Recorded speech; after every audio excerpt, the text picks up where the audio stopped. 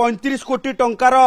हेरफेर रु आरंभ होता है मामला 185 कोटी टंकार वर्तमान प्रमाण मिल सारी जहां कोर्ट रे उपस्थापन कर सारी ईओडब्ल्यू एवं 185 कोटी टंकार ये प्रमाण उपस्थापन करबा परे राजा चक्रर इंटरिम प्रोटेक्शन अर्थात अंतरीण सुरक्षा एवं आगुआ जमीन को खारज कर हाईकोर्ट जहां परे ईओडब्ल्यू राजा चक्र को गिरफ्त करिछि। गिरफ्त करबा परे आज बालेश्वर ओपीआईडी कोर्ट रे हाजर करा जिवो। हाजर करबा परे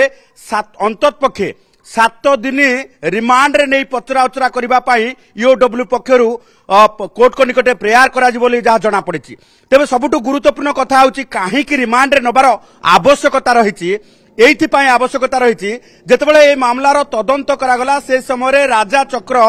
कोनोसी प्रकार धराछुआ देले नाही, ईओडब्ल्यू को तदंतरे सहयोग कले नाही, जोथि पाई अनेक बड़ बड़ियांकर संपृक्ति ए पर्यंत भी लुचि रही जाइछि। सेमानंकर जो रहिछि जे चेहरा सामना को आसी नाही। ईओडब्ल्यू पक्षरु अनेक तथ्य प्रमाण ए नै कि हासिल करा जाइछि। तबे तथ्य प्रमाण कौन रही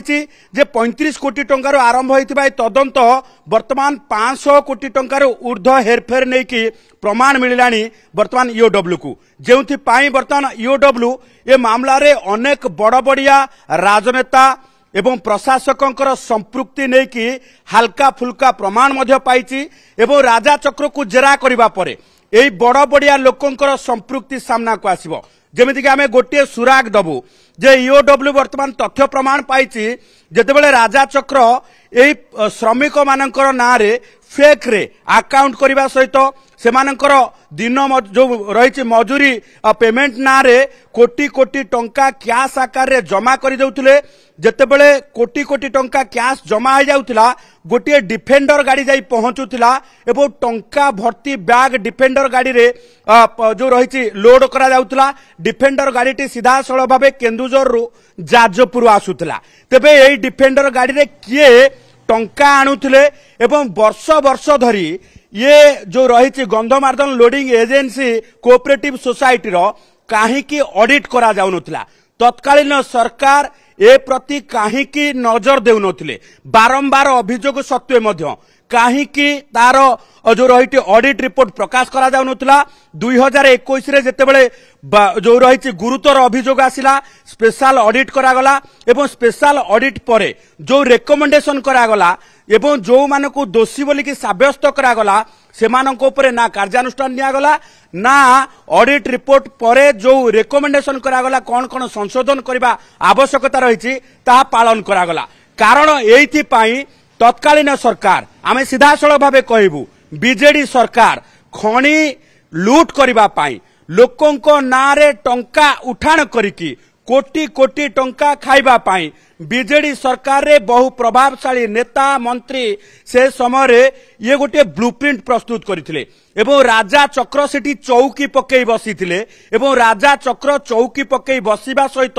एई लुटेरा मानकर बड़ बड़िया लोकंकर ब्लूप्रिंट रो लूट रो जो ब्लूप्रिंट हेतिला तार सी सेठी गुमास्ता साजिथिले एवं यारी भितरे राजा चक्रंकर वर्तमान 42 दामी गाड़ी को जबत करिछि ईओडब्ल्यू। गोटे गोटे गाड़ीर दाम होउछि 4 कोटी रु ऊर्ध्व टंका हेबो। तारी भितरे 3टी कंपनी रजिस्ट्रेशन हेछि एवं शंकर नाम रे शंकर माइन्स हो शंकर ट्रांसपोर्ट हो एवं 3टी कंपनी रे केते टंकार कारबार हेछि काहा का सहित कारबार हेछि किए एथिरे संपृक्त अछंती एवं तत्सहित विलासपूर्ण फार्म हाउस खोजिकी पाइछि ईओडब्ल्यू। निश्चित भाव देखु शंकर माइन्स शंकर ट्रांसपोर्ट एवं आउ गोटे कंपनी मध्य रजिस्ट्रेशन हेछि जहा राजा चक्र करिसंती एवं एई कंपनी यही ट्रांसपोर्ट कंपनी रे शंकर ट्रांसपोर्ट कंपनी रे को राजनेता गाड़ी लागुतला को राजनेता एथिरे हाईवा टिप्पर किणिकी लगौथिले एवं जो 9 कोटी टंका तेल पड़िछि मां काली पेट्रोल पंप रु से 9 कोटी टंका राजा केवल तेल पकईछंती ना आउ किए तेल पकईछि तार मध्य खोलताड़ चलीछि। 34 कोटी टंका गंधमार्दन अंचलर पारिपार्श्विक विकास पाई खर्च करा जाइथिबा कुहा जाउछि किंतु 34 पैसा भी से लगान करा जाय नाही वीडियो रिपोर्ट दे सारी एवं तत्कालीन जिलापाल एसपी संपृक्ति नहीं कि पूर्वतन मंत्री बद्री पात्र मध्य खोला खोली भावे गणमाध्यम आगे कहते तदंतकारी संस्था चाहिए बद्री पात्रंकर बयान रेकर्ड कर पारिबो कारण से समय से पावरफुल मिनिस्टर थिले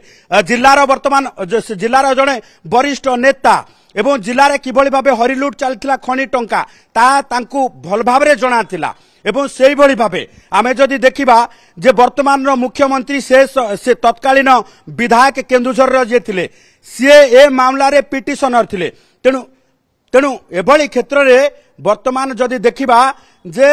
वर्तमान ये घंटा चक्टा भितरे जेतेबेले रिमांड रे राजा चक्रा आसीबो Jupiter Public School awarded as #1 CBSE school in Odisha by the Times of India in promising category. Best faculty, world class infrastructure, admissions open.